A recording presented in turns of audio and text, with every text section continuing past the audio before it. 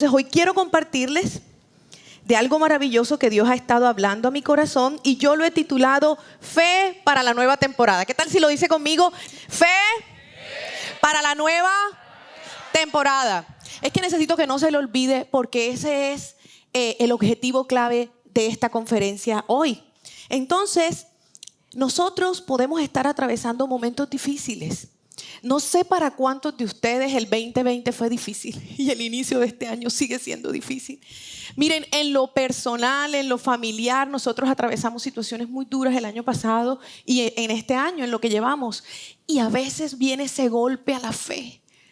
Dios no te oyó, Dios no te escuchó, el Señor no realizó el milagro que tú le estabas pidiendo, la respuesta fue no. Y llega ese golpe que nos mantiene entonces como desanimados, que nos mantiene como con los cielos cerrados y sientes a Dios lejos. De hoy vamos a estar hablando un poco para que entendamos que sí es cierto que las luchas diarias, las dificultades, los problemas de nuestra vida traen cansancio, traen desgaste. Y tú a veces dices como que siento lo mismo, como que siento que no está pasando nada en mi vida, como que siento que Dios no me oye. Y a veces, miren, muchos de nosotros soltamos nuestro quehacer espiritual. Es decir, de pronto no tienes ánimo de orar, a veces no tienes ganas de leer la Biblia. A veces puede ser que tú te sientas seco. Es más, en pandemia, por el tema del distanciamiento, del encierro, dejamos de venir a la iglesia. Y aún cuando empezamos a abrir en el mes de octubre, puede ser que muchos hasta este momento todavía no han venido a la iglesia físicamente. Y como lo vamos a ver más adelante, la próxima semana hay un invitado súper especial, no se lo puede perder. Uno de los planes de Satanás es impedir que nosotros nos reunamos, que le adoremos. Esta adoración congregacional es poderosa. Y uno de los planes de Satanás era que las iglesias no se volvieran a abrir, de que nosotros no nos volviéramos a unir, porque es donde nos animamos unos a otros. Entonces es muy importante que hoy nosotros estemos diciéndole al Señor cómo ha estado nuestra fe. A ver, hágale señas al que está al lado, porque no sé si a usted le pasa como en este momento. ¿Cómo sonríe usted con tapaboca? A ver, ¿cómo es? Hace cambio de luces, ¿no? ¿Cuántos hacen cambio de luces? Ojos así. Así, muy bien, use las manos. ¿Cómo ha estado tu fe? Dile al que está a tu lado, a ver, no sé, de este tamaño, así de chiquitica, ¿sí? Si en este momento te dijeran, vamos, camina y el mar se va a abrir, ¿de qué tamaño estaría tu fe? ¿Cuántos se les está acabando la batería? ¿Cuántos dicen, ay, como que vamos a la iglesia otra vez? Sí, vamos, pero no hay expectativa de nada. ¿Por qué? Porque podemos estar golpeados, podemos estar tristes, podemos estar sin esperanza. Podemos estar viviendo temporadas largas de desiertos, de dificultades. El tiempo de pandemia, como les dije, de encierro, de tantas muertes de seres queridos, trajo duras batallas a cada uno de nosotros. Yo recuerdo con un gran sinsabor una semana de agosto donde todos los días yo oraba por alguien que había fallecido con su familia. Alcanzamos como a estar en 4 funerales en la misma semana y le decíamos, Señor, por favor, tiempos de mucha dificultad. Y si de pronto ese no fue su caso, sé que algunos de nosotros vivimos batallas por el tema financiero, vivimos batallas por las cargas del hogar, por tener a los hijos en casa sin ir al colegio, porque todo se volvió como una carga pesada. Y hoy quiero hablarles de un personaje en la Biblia que estuvo viviendo un tiempo de crisis. Y vamos a aprender cómo este hombre, ¿sí?, después de vivir una gran batalla, es decir, un gran triunfo, luego está en un tiempo donde hasta le dijo, Señor, prefiero morirme. Entró en esa crisis de fe. Y se trata del profeta Elías. Quiero contextualizarlos. En Primera de Reyes, capítulo 18 y 19, si usted quiere en casa ampliar la historia, el profeta Elías estaba viviendo un momento difícil. Y es que los reyes habían traído idolatría, habían permitido que muchos ídolos llegaran y que en medio de la religión del pueblo esos ídolos se levantaran y el Dios verdadero estaba siendo olvidado. Pero lo peor en ese momento fue que el rey Acab, para los que están tomando notas, Primera de Reyes capítulo 18 y 19, el rey Acab y su malvada esposa, la reina Jezabel, estos fueron más allá. Estos fueron más terribles, pues querían eliminar todo culto de adoración a Dios. Ellos dijeron, bueno, los anteriores como que establecieron otros altares y sí, pero siguieron dejando que esta gente adorara a este Dios. Pues nosotros vamos a abolir eso. Entonces estos fueron más allá. Y el profeta Elías, en esa indignación, desafió a los profetas de Baal para demostrar quién era el Dios verdadero. Y les dijo, vamos a tener un desafío.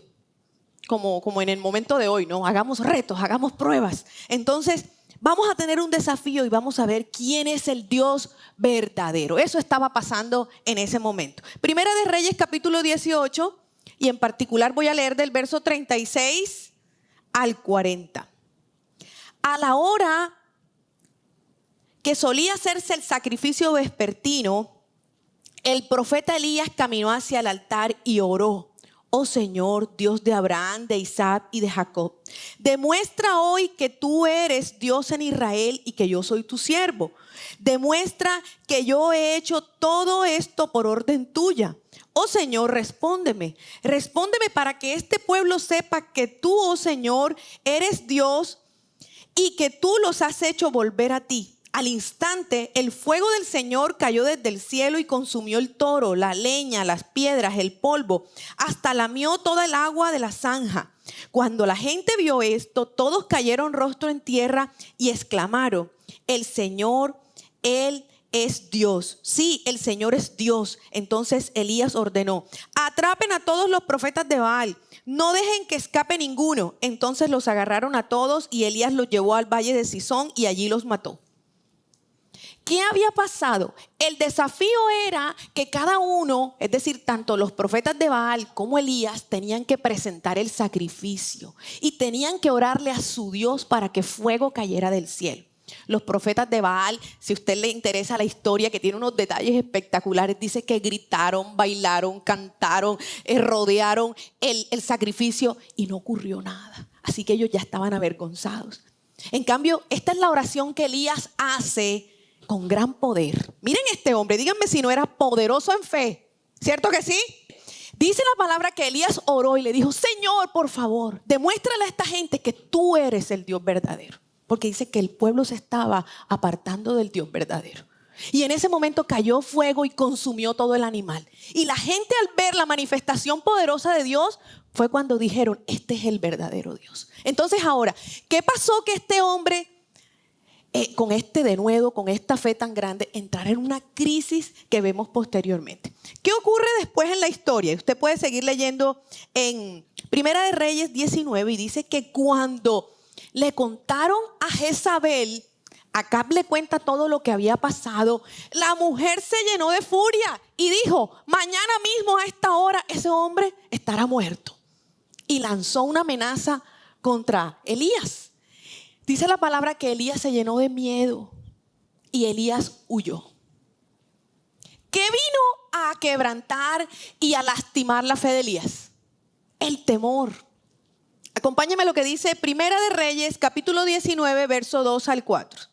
Entonces Jezabel le mandó este mensaje a Elías, que los dioses me hieran e incluso me maten si mañana a esta hora yo no te he matado, así como tú los mataste a ellos. Elías tuvo miedo y huyó para salvar su vida. Se fue a Beerseba, una ciudad de Judá, y dejó allí a su sirviente. Luego siguió solo todo el día hasta llegar al desierto. Se sentó bajo un solitario árbol de retama y pidió morirse. Basta ya, Señor, quítame la vida, porque yo no soy mejor que mis antepasados que ya murieron. Verso 9 al 8. Entonces se levantó, comió y bebió, y la comida le dio fuerza suficiente para viajar durante 40 días y 40 noches hasta llegar al monte Sinaí, la montaña de Dios. Allí llegó a una cueva donde pasó la noche. Entonces el Señor le dijo a Elías, ¿qué haces aquí? Y si usted sigue leyendo esta historia espectacular, en 2 oportunidades el Señor le dice, ¿qué haces aquí? Como diciéndole, ¿por qué has huido? ¿Y por qué has recorrido este largo camino? Y como diciéndole, ¿y por qué estás metido en esa cueva? ¿Qué haces aquí? Y eso es lo que Dios nos dice a nosotros cuando luego de haberle creído a Dios por los milagros, cuando luego de haberle creído a Dios para que su poder se manifieste y vivimos una crisis porque llega una amenaza, porque llega un diagnóstico, porque llega un momento de pandemia, de cuarentena, porque llega que te cerraron el negocio, porque llega que no hay empleo, que el esposo se va, que el papá murió. O sea, cuando llega esa crisis, ¿sí? Y llegan los golpes a la fe. Nosotros somos así de débil como Elías. Hay algo que me llama mucho la atención de Elías. Mira, dicen que Elías caminó 40 días y 40 noches en un desierto para llegar a la montaña del Señor. ¿Por qué? Porque él comprendía que ese era el lugar donde Dios se manifestaba. Usted y yo hoy no tenemos que caminar 40 días y 40 noches hacia una montaña, porque ya el Espíritu de Dios está en medio de nosotros, está en nuestra vida. Pero es cierto, podemos vivir momentos en que la tristeza, la depresión nos meten en una cueva emocional, en una cueva espiritual. Y físicamente puede que tú no te metes en una cueva, físicamente puede que tú no vivas la depresión como que te encierras en un cuarto y no quieres salir. Pero miren, pueden venir los síntomas. Y vamos a identificar algunos de esos síntomas. Quiero que los mire por un momento. ¿Cuáles son esos síntomas de esa crisis cuando nuestra fe se ha debilitado por duros golpes? Estados de ánimo inestable, tristeza, desánimo, mal genio, aburrimiento. ¿Cuántos han estado amargados, fastidiados, sin ganas de hacer nada, con ganas de tirar la toalla? Cansancio físico, no duermes bien, estás agotado. Puede ser que duermas pero no descansas. Pensamientos repetitivos. No sé a cuántos les pasa ese, ¿y si yo hubiera? ¿Y si yo hubiera hecho esto? ¿Y si yo hubiera hecho aquello? O incluso si no hubiera hecho. Entonces esas ideas repetitivas no nos dejan descansar. Deseos de no seguir luchando, de abandonarlo todo, de huir, de olvidarte de todo y de encerrarte en esa cueva como Elías. ¿Cómo es que tú y yo vamos a atravesar este desierto, esta crisis de fe y de cansancio? ¿Cómo lo vamos a hacer? Lo primero, entendamos algo. En medio de la crisis y del cansancio, Dios no ha perdido el control. Dígalo conmigo, levante su mano al cielo y diga conmigo: Dios no ha perdido el control sobre mi vida. Pase lo que pase. Veamos lo que veamos en el mundo. Nuestro Dios es rey y soberano sobre este mundo. Vea lo que vea. Nunca lo olvide. Aún en los momentos más difíciles de gran oscuridad, en donde no hemos sabido qué hacer, le hemos dicho: Señor, toma control. Tú estás al control. Dios, tú sabes lo que estás haciendo. Entonces es importante que sepas que sí vamos a atravesar esas crisis. Porque Jesús dijo: en el mundo tendréis aflicción. Jesús nos dijo: mire, prepárese porque todo no va a ser color de rosa. Todo no va a ser dulce como el chocolate. Van a haber problemas. Van a haber problemas en las relaciones, en el trabajo, en la vida, en la iglesia, en la casa, en el colegio, en la universidad. Van a haber problemas. ¿Cuántos han enfrentado problemas? Duras luchas, batallas. Pero Dios no ha perdido el control. Y Él desea sanarte, Él desea infundirte aliento y desea siempre darte cuál es la misión para la siguiente temporada. Lo segundo, ¿cómo vas a atravesar esa crisis de fe? En ese momento difícil, debes creer que eso tiene un propósito. No hay despropósito en ninguna circunstancia difícil que usted y yo atravesamos. Lo podemos ver en la vida de José, los invito. La vida de José es extraordinaria, es de mis favoritas en la Biblia. José vivió muchas temporadas de crisis, ¿cierto? Sus hermanos lo vendieron, fue a la cárcel injustamente, ¿sí? Fue acusado injustamente. Vivió tiempos, podríamos decir, de muchos golpes a su fe. Pero cada una de esas pruebas tenía un propósito. Entonces, cuando tú atraviesas el momento difícil, más a veces que preguntar por qué, debemos preguntar: Señor, ¿cuál es el propósito de este momento difícil? ¿Qué me quieres enseñar? ¿Para qué me quieres preparar? Dios está permitiendo cada una de las situaciones, no que Él te la haya mandado. No que esa situación sea un castigo para tu vida, porque no tenemos un padre castigador. No es un castigo. Dios las permite como una invitación para acercarnos más a Él. Como una invitación para que en medio de ese desierto aprendamos a conocerlo más. Aprendamos a depender más de Él. Quiero decirles, ¿cuántos de ustedes llegaron a los pies del Señor por una crisis? Por un momento difícil. Cada vez que Dios permite que atravesemos un momento de dificultad, Él nos está haciendo una invitación, vengan, para llevarnos a un siguiente nivel de intimidad, de que Él se revele más, de que lo conozcas más. Y me encanta la vida de Job, dice la palabra, que en medio de toda situación, de haber perdido todo, de haber estado enfermo, sí, desde que hasta su mujer lo desprecia, él dice, ¿acaso recibiremos lo bueno y no lo malo de Dios? Dice que él nunca pecó con lo que habló. Pero en medio de la dificultad, al final del libro de Job, usted encuentra algo maravilloso cuando él dice, ahora mis ojos te ven. Yo había escuchado mucho de ti, Dios. Yo iba a la iglesia. Mira, yo me sentaba allá, alzaba las manos, pero todavía yo no te conocía. O sea, yo no conocía al Dios vivo. Él no se había revelado a mi vida. Y Job dice, ahora mis ojos te ven. Y usted dice, Dios, pero el precio es duro. Pero recuerda algo, Dios no va a permitir pruebas que Él no te ayude a soportar. O sea, Él va a permitir los grados de calor en el horno que tú puedas soportar, de acuerdo a la dureza de nuestro corazón. A ver, dígalo por fe, tengo un corazón blandito, Señor. Poquito en el horno, Señor. A veces somos tercos, somos llevados de nuestro parecer. Dios necesita quebrantarnos. ¿Y sabe para qué? Para formar el nuevo hombre, la nueva mujer que Él quiere. Y muchas veces, muchas de las cosas que tenemos en nuestras actitudes, en nuestro carácter, aún de nuestra relación con Dios, tiene que ser mudada a la nueva persona. Y Dios necesita transformarnos completamente. Recuerda entonces, cada dificultad tiene un propósito y me lleva a un nuevo nivel de intimidad y de revelación de quién es Dios. Es importante que en ese momento difícil, cuando aún puedes entender que cada cosa tiene un propósito, tú tengas claro que Dios no se ha olvidado de ti, que Dios no ha terminado contigo, que eso que estás viviendo no es un castigo, ni es venganza, aún incluso que no es la consecuencia de tus muchos pecados. No significa que no vamos a vivir consecuencias de malas decisiones, pero recuerda que Jesús ya pagó por todas nuestras malas decisiones del pasado. Son enseñanzas que Dios permite para que seamos transformados. Lo tercero, ¿cómo vamos a atravesar esa crisis?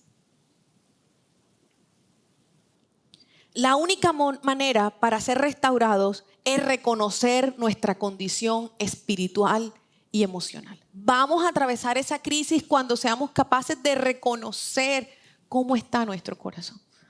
Dios quiere que le hablemos y le digamos la verdad. Mira, Señor, me siento así.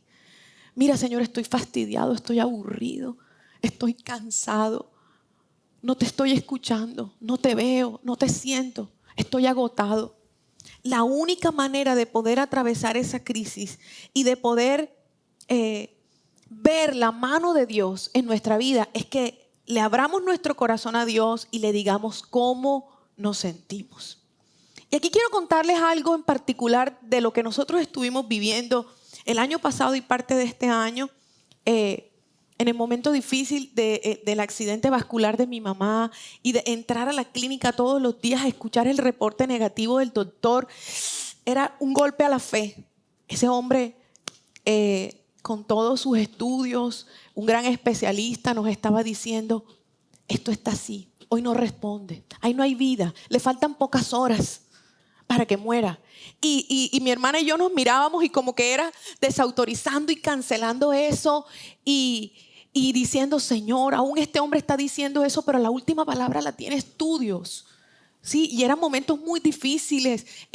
Hasta el último instante siempre estuvimos creyendo por ese milagro. Y le quiero decir, no es un error.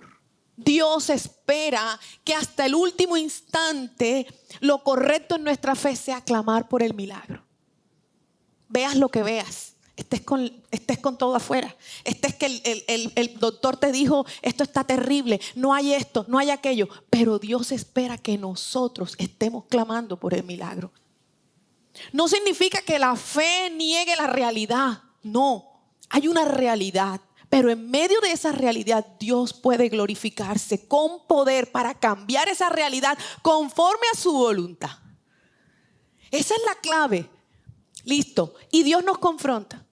Y estábamos orando la noche antes de que nos dieran ya la noticia de que mi mamá había fallecido, que partió con Dios.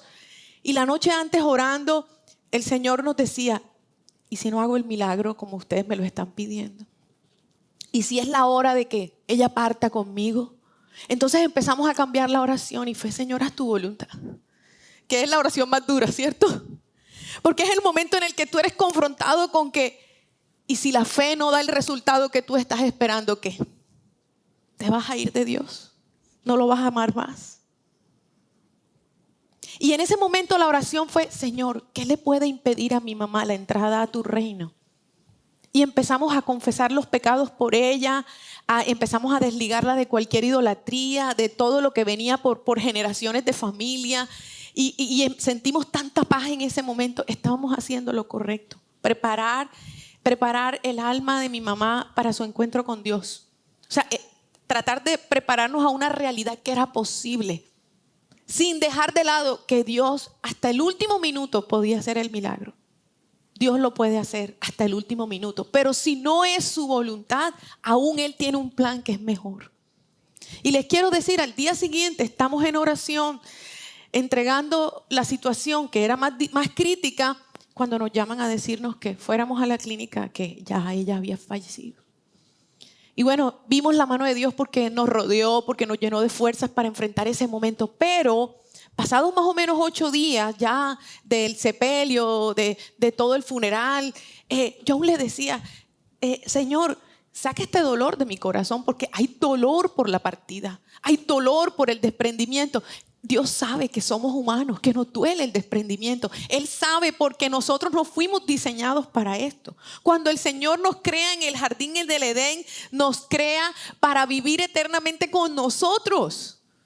Pero cuando hay un pecado y la relación se daña, el Señor tuvo que idearse un plan para rescatarnos. Porque ahora entonces en ese huerto del Edén, Satanás tomó el poder de la vida de los hombres.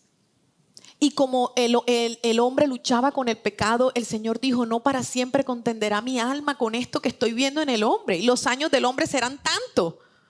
¿Sí? Y entonces el Señor dijo, bueno, ahora voy a mandar a mi hijo para que los rescate. Y Jesús dice, yo voy al Padre y voy a hacer moradas para ustedes, para una nueva vida en el reino de mi Padre. Y Dios se inventó una nueva historia, un nuevo plan, en donde dice, no voy a dejar que mueras allá en la tierra sin una vida eterna conmigo. Y esa es la parte donde usted y yo tenemos que prepararnos para saber que nuestra vida no es aquí en la tierra, por largos años. Sí, Dios nos permite estar aquí en la tierra para prepararnos para esa vida eterna, que entonces sí va a ser la vida perfecta y plena que Dios diseñó para nosotros. Y yo recuerdo estar muy, muy triste por la partida de mi mamá, aún como esa fe golpeada en tristeza. Y ese día tuve un sueño y pude ver a mi mamá como en el cielo mirando flores, y a mi mamá le gustaban las flores de colores, y entonces fue impresionante verla a ella contemplando las flores y diciendo como, ¿qué paz hay en este lugar? Y yo, ¿por qué no me vine antes? Y definitivamente eso me llenó de mucho consuelo, pero seguía viendo tristeza en mi corazón. Paralelo a eso, estábamos luchando con la salud de mi suegro. Pasó todo el año pasado con el proceso de cáncer. Y estuvimos todo el tiempo clamando por el milagro y preparándolo y todo. Este año, cuando ya él parte a la presencia de Dios, también fue un golpe a la fe. Y aunque estamos seguros de que está con el Señor, de que se encontró con mi mamá, se encontró con sus seres queridos, en la presencia de Dios, eso no deja incluso de que aunque tengamos la certeza de saber dónde está, de que seguimos siendo humanos. ¿Sí? Y estamos viviendo tiempos muy difíciles. ¿Y a dónde voy con todo esto? La semana pasada Bernardo me hace una pregunta y le di una respuesta terrible. Pero ese día yo estaba cansada, cargada y con todas las consecuencias de estos golpes, de estos duros golpes. Y él me dice, te voy a pasar una administración que una amiga muy querida nos pasó para poder sanar nuestro corazón. Y pudimos ir a la presencia de Dios y decirle, Señor, yo esperaba esto. Señor, esta era mi expectativa. Dios, hay dolor. Mira, Señor, tengo jartera, tengo cansancio, tengo aburrimiento. Quiero como irme lejos, como Elías, ¿sí? Unos mesecitos, Señor, en un lugar donde probablemente todo sea diferente, porque a veces nuestro corazón está así. Pero la clave, ¿cuál es? Reconocer nuestro estado. Pedir ayuda, ir a los pies del Señor y decirle, Señor, necesito que alguien levante mis brazos. Mira, Señor, estoy desconectado. Nos pasó en esta época de pandemia, apartando ya el testimonio personal, que mucha gente dijo, mire, no quiero volver a la iglesia. Mire, yo estoy escuchando, como dijo una niña, yo estoy escuchando a este predicador de tal país y me gusta y siento que no tengo que ir a la iglesia y nadie me tiene que ver en medio de mi desierto, en medio de que Dios no me ha respondido porque me da vergüenza. Todo eso pasamos. Y a veces usted y yo podemos estar incluso como adormecidos, en pasividad. Estamos en automático. Usted va a la iglesia porque sí. Ay, domingo, otra vez. Sí, llega la mañana. Ay, sí, vamos a orar. Pero usted no está en ese avivamiento. Usted no está en ese fuego. Usted no está en ese enamoramiento con Dios. ¿Por qué? Porque hubieron golpes a la fe. Aún mire la rutina, el cansancio. No sé a cuántos les pasó, pero yo siento que el 2020 nos congelaron, ¿cierto? Y parece uno que no pasó ese año. ¿Dónde está? Hace un año estábamos empezando casi temporada de pandemia. Sí, casi que nos daban esa noticia de que nos íbamos a encerrar, casi hace un año. Entonces, la única manera de nosotros poder soltar el dolor, el miedo, el fracaso, la única manera de que le entreguemos nuestro corazón a Dios y le digamos, Señor, sánalo, restáuralo, es que podamos abrirle nuestro corazón a Dios y dejar que Él ministre nuestro corazón. Cuando entendemos que viene una nueva temporada, porque mire, los seres amados partieron a la presencia de Dios y allá no hay dolor, no hay tristeza, allá no hay problemas. Ellos están mucho mejor que nosotros. Pero usted y yo en esta tierra tenemos que seguir viviendo, ¿cierto? La vida no se ha acabado. Tenemos que seguir siendo valientes y esforzados. Tenemos que seguir con la fe intacta para creerle a la nueva temporada que el Señor tiene para nosotros. Y mire, me gusta mucho pensar en el momento mismo en que Jesús está viviendo la crisis más dura de su vida. Dice la palabra que estando Jesús a pocos días, a pocos momentos, casi horas de ser crucificado, Jesús vivió una de las crisis más duras. Está en Lucas capítulo 23, en los evangelios la pueden encontrar. Lucas capítulo 23, 42 al 44 y dice, Padre, si quieres, pasa de mí esta copa, pero no se haga mi voluntad sino la tuya. Y se le apareció un ángel del cielo para fortalecerle. Y estando en agonía, oraba más intensamente y era su sudor como grandes gotas de sangre que caían hasta la tierra.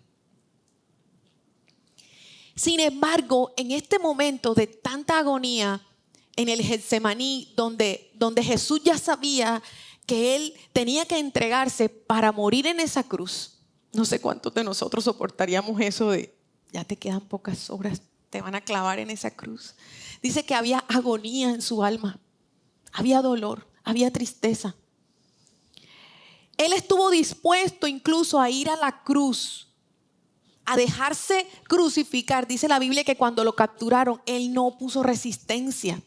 ¿Por qué? Porque Él confiaba que Dios tenía un plan con Él. La confianza que Jesús tenía en medio de esa situación tan difícil le permitió a Él soltar y decir, se haga tu voluntad, Dios. Que me van a llevar, Señor, como cordero al matadero, que me van a quitar las ropas, porque él sabía cada paso que iba a vivir, él lo sabía porque está en la profecía, que le iban a poner una corona de espinas, que iba a ser clavado, que iba a ser colgado como un criminal. Él sabía exactamente lo que iba a vivir. Sin embargo, soltó y dijo, hágase tu voluntad, Dios. Y fue llevado. ¿Por qué? Porque confiaba que Dios tenía un plan. Quiero decirte, en medio de la oscuridad, en medio del momento difícil, vamos a confiar que Dios tiene un plan. Y si levantas tu mano al cielo y conmigo, Dios tiene un plan.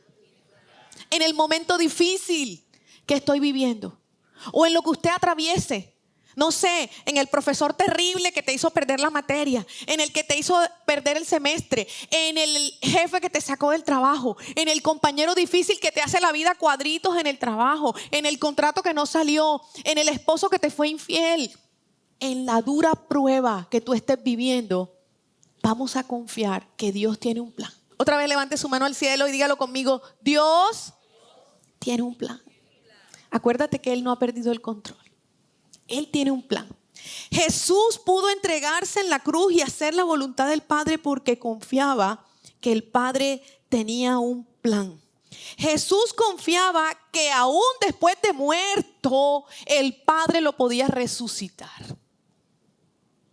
Él sabía que ese era el plan del Padre. Y Jesús tenía la fe de que la tumba no era el final. Dilo conmigo, eso que estoy viviendo, eso que viví no es el final. A ver, diga conmigo, la pandemia no es el final. El COVID no es el final. Que eso se acabó, que eso se perdió, que aquel no está, no es el final. ¿Para cuánto eso es liberador? Mire, para mí fue liberador, no es el final. Tu mamá no está, pero no es el final. Y yo le decía, Señor, ¿cómo oro ahora por mi papá? ¿Cómo oro por nuestra familia?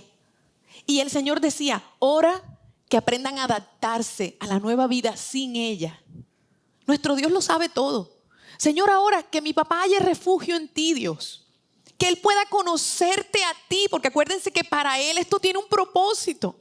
Para nosotras tiene un propósito. Yo le decía, Señor, que Él pueda conocerte como el Padre y el verdadero Dios que Él necesita.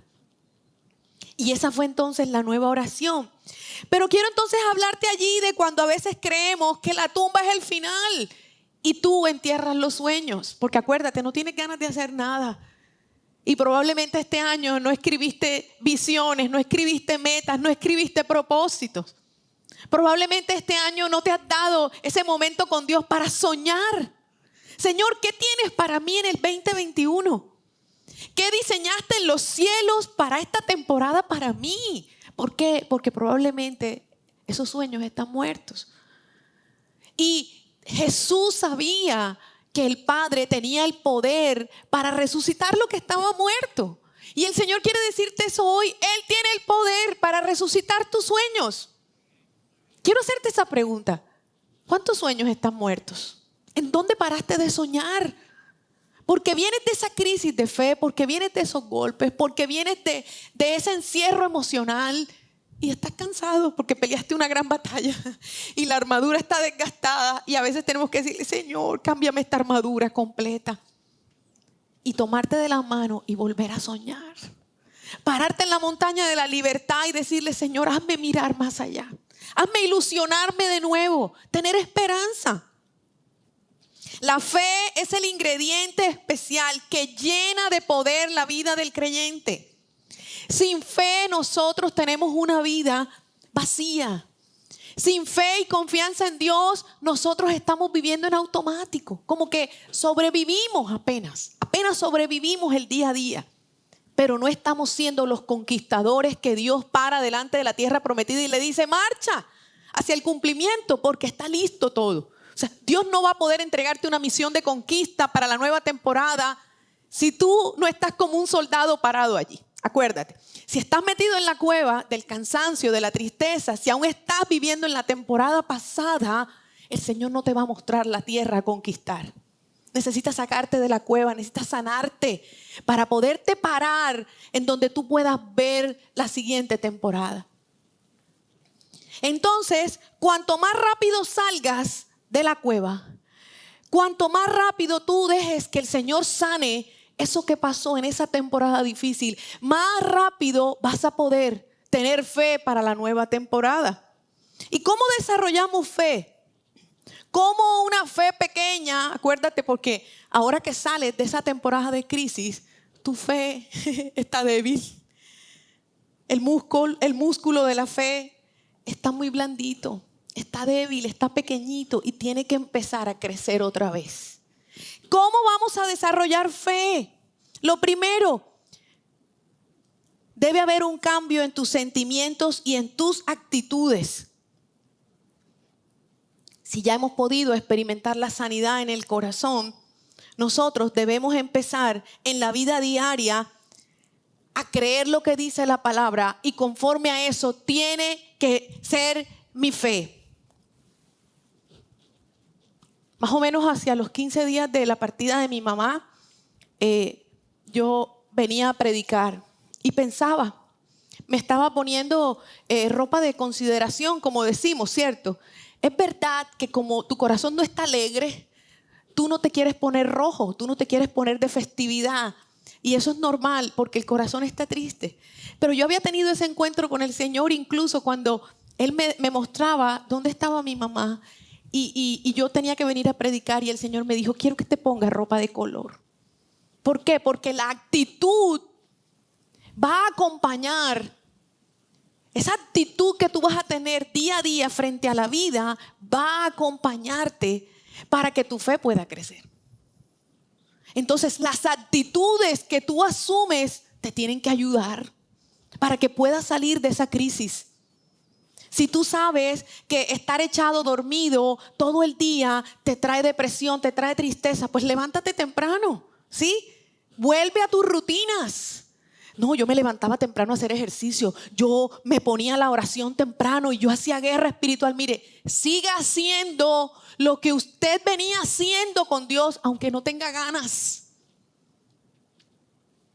Conéctese a la oración, levántese temprano, vuelva a leer la Biblia, ore, aunque no tenga ganas, aunque esté triste. ¿Por qué? Porque allí, con la actitud correcta, tu fe va a volver a levantarse. Amén. Lo segundo, ¿cómo desarrollas fe? Cuando hablas. Y esto ha sido súper clave. Cada vez que yo digo, murió mi mamá, falleció mi mamá, viene tristeza. Pero cuando yo digo, partió con el Señor la tiene en su morada. Mi mamá está en unas vacaciones que nunca se dio en la tierra porque no descansaba. Vivía en función de atender, de ayudar, de agradar, de ayudar a mucha gente, pero ella nunca descansaba. Yo le dije, Señor, se dio las vacaciones que nunca se daba. Cuando empecé a hablar de manera diferente, está con el Señor. Yo le decía a Dios cada vez que me acordaba y venía dolor, porque la mente está conectada a los recuerdos. Entonces era, esta hora voy a llamar a mi mamá. Ay, Señor, ¿verdad que ya no está? Y entonces yo le decía, Señor, pero ¿cómo hago con este dolor que llega por ese recuerdo? Y el Señor me decía, cada vez que eso llegue, declara que ella está feliz conmigo. Y yo empecé a hacer eso. Cada vez que venía el recuerdo de voy a llamar a mi mamá y ella no está, yo empecé, Señor, ella está feliz contigo. Abrázala, salúdala de mi parte. Ella está feliz contigo. Porque lo que tú dices es lo que va a llenar tu atmósfera, tus sentimientos, tus expectativas. La manera como tú hablas es muy importante. Entonces dejamos de declarar lo negativo. En mi experiencia personal, cuando mi hijo ya aprendió lo de estoy aburrido. ¿Para cuántos es común decir qué jartera, estoy aburrido? Entonces hacemos un trabajo con él. No, los que se aburren son los burros. ¿Sí? Ay, no, yo no soy un burro, mamá. Yo le dije, entonces no te puedes aburrir. Porque si dejamos que a él se le vuelva común decir, estoy aburrido, ¿sí? ¿Qué va a pasar? ¿Cómo va a ser su ambiente? ¿Cómo va a ser su actitud? La expectativa, así, fastidiado, cansado, con jartera. Entonces lo que tú hablas determina si tu fe crece o tu fe mengua. Por eso me encanta, su primer versículo que se aprendió él y Sofía es: todo lo puedo en Cristo que me fortalece. Y a veces están cansados y dicen: ay no mamá, un solo versículo para no decir tanto. Y bueno, solamente todo lo puedo en Cristo. Todo lo puedo en Cristo que me fortalece. Vamos, dígalo conmigo: todo lo puedo en Cristo que me fortalece. Así no se sepa ninguna otra porción usted de la Biblia, por lo menos esa. En el momento en que usted esté aburrido, en el momento en que usted tenga ganas de decir cosas que acaben su fe, diga cosas que le ayuden a su fe. Todo lo puedo porque tú estás conmigo, Señor. Señor, no quiero ir allá y dar la cara, pero todo lo puedo en Cristo que me fortalece. Cuando tú hablas, esa fe pequeña se puede convertir en una fe grande. Romanos capítulo 4, verso 17 dice que Abraham creyó en el Dios que da vida a los muertos y que llama las cosas que no son como si ya existieran. En el tiempo del embarazo de Juan Esteban, antes de eso, un bebé que habíamos tenido, habíamos luchado mucho por ese milagro, partió con Dios. Entonces estaba ese enemigo indeseable del temor de: puede pasar. Puede ocurrir lo mismo. Vas a fracasar. Y recuerdo esas sabias palabras de una pastora querida y me dijo: todos los días agárrese el vientre y diga: ya nació, ya creció y ya predica tu palabra. Duramos los 9 meses declarando eso. Y ya nació y ya está creciendo y va a predicar la palabra del Señor. Entonces usted va a llamar lo que no es como si ya fuera. Dios le está dando duro la universidad a mi hijo, pero ya lo veo, Señor, profesional, graduado, ya pagué esas universidades, Dios, ya pagamos esta casa, ya está hecho. Porque en el cielo ya está hecho. Pero la manera en que nosotros hablamos va a determinar esa fe. Tercero, ¿cómo desarrollamos fe? ¿Cómo activamos esa fe? Tercero, desechando el temor. La palabra de Dios dice que cuando nosotros dejamos que el temor llegue a nuestra vida, en ese momento no demostramos que el amor de Dios, no demostramos que el amor que echa fuera el temor ha perfeccionado nuestra vida. Primera de Juan 4:18. El amor perfecto expulsa todo temor. Si tenemos miedo es por temor al castigo, y esto muestra que no hemos experimentado plenamente el perfecto amor de Dios. Nosotros tenemos que destruir todo lo que el enemigo manda a nuestra mente a hacernos creer que lo malo viene. Temor a las malas noticias. Va a sonar el teléfono y me van a decir que fulano tal cosa. Me van a avisar que mis hijos tal cosa. Me van a decir esto, aquello. ¿Dónde te ligaste en el temor? ¿A qué te ligaste en el temor? Cada vez que usted y yo enfrentamos algo difícil, va a llegar el temor. Pero tú tienes que empezar a contrarrestar ese temor y confrontarlo con la verdad de Dios. ¿Sí? Las mentiras de Satanás dicen: si tuviste un accidente, te vas a accidentar otra vez. Las mentiras de Satanás dicen: fracasaste en esa empresa, vas a fracasar otra vez. Esas dicen las mentiras de Satanás. Pero cada vez que venga esa mentira que te lleva al temor, tú le vas a decir: pero mi Dios dice que Él está conmigo como un poderoso gigante. Pero mi Dios dice que yo no debo tener temor a las malas noticias, porque Él es escudo alrededor de mí. Pero ahora el asunto es: ¿qué le dices tú cuando la voz de la mentira te está hablando? ¿Decides creerle a esa voz o la confrontas? Tienes que hacer todo lo contrario, porque lo tienes que hacer así sea con miedo. El miedo no se va a ir, Él va a estar allí. Solamente tú tienes que mandarlo a callar y enfrentarlo. Él va a estar allí. Y a veces lo dejamos crecer. Nosotros mismos lo alimentamos, lo consentimos y lo cargamos aquí en la cartera. Te van a robar, no vayas al centro. No hagas ese negocio porque te va a ir mal. ¿Sí? No invites a salir a esa niña porque te va a despreciar. Acuérdate, la otra te despreció. Entonces, ¿qué pasa? Que tú nunca haces nada porque tienes miedo. Y el plan de Satanás es que nosotros no avancemos. El plan de Satanás es que estemos en la cárcel del temor. Nuestro Dios es aquel que nos da valentía. Y dice la palabra que nos dio un espíritu de poder y no de temor. Punto 4. ¿Cómo vamos a activar esa fe? creyéndole a Dios.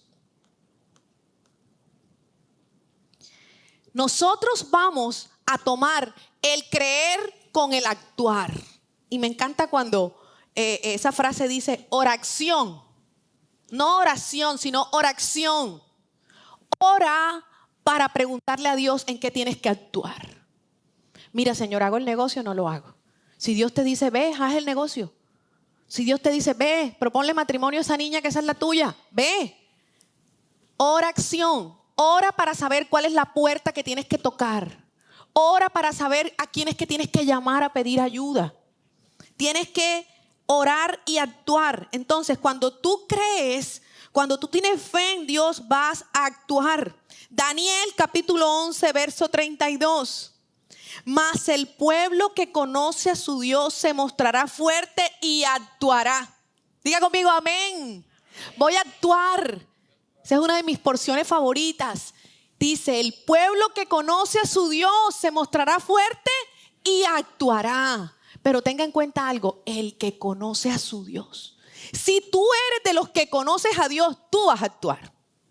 Porque la única manera que sea vista la gloria de Dios en la tierra, que la gente conozca el Dios poderoso que tenemos, es cuando tú actúas y tomas riesgos. Es la única manera.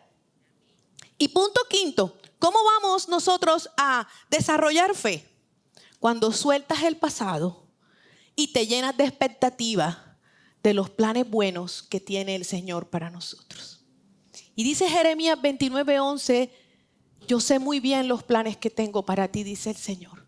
Son planes de bien y no de mal. Pero tienes que soltar el pasado. La temporada dura, la temporada difícil. Isaías 43, 18 al 19. Y es la palabra que el Señor nos ha regalado este año. Pero olvida todo esto. Dígalo conmigo, olvido todo eso. No es nada comparado con lo que voy a hacer. Pues estoy a punto de hacer algo nuevo. Mira, ya he comenzado, ¿no lo ves? Haré un camino a través del desierto y crearé ríos en la tierra árida y baldía. Fe para la nueva temporada. ¿Y qué tal si te pones en pie y le oramos al Señor? Y le entregamos a Dios ese corazón con esa fe golpeada, con esos momentos difíciles que hemos vivido. Y le decimos a Él que lo necesitamos hoy más que nunca. Gracias te damos, Señor. Porque en este momento, Padre, yo puedo acercarme a ti. Si te colocas tu mano en el corazón. Diga, Señor, no han sido tiempos fáciles.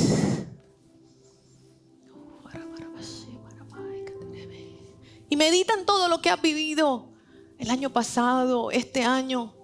Vamos, coloca la mano en tu corazón. Cierra tus ojitos allí. En intimidad con Él, dile, Señor, es cierto, he tenido miedo. Es cierto, Señor, las cosas no resultaron como yo esperaba. Ha sido difícil. Aún, Señor, te quiero decir que tengo miedo del futuro, de que esto no cambie, de que esto no mejore. Es verdad, Señor, estaba viviendo en automático, mecánico. Pero había días que no sabía qué decirte. Había días que no sabía cómo orar. Es más, Dios, no sé dónde está ese primer amor por ti. Porque hoy me siento seco, porque me siento a veces cansado, fastidiado, triste. Reconozco, Señor, que las fotos de ese momento difícil, y dígale al Señor cuáles son esas escenas en su mente. Señor, cuando vi a mi mamá allí, con todos esos aparatos conectados, dígale al Señor cuál es esa fotografía que está en su mente y que trae dolor. Señor, cuando me dijeron que no iba a volver al colegio y me tocó encerrarme en la casa. Cuando me dijeron que había que cerrar los negocios, Dios, y yo decía, ¿y ahora qué hago? ¿Qué viene? Muéstrame esa foto de dolor, Señor. Cuando ese momento difícil llegó y atravesé, y ese médico me dijo que el diagnóstico era terrible.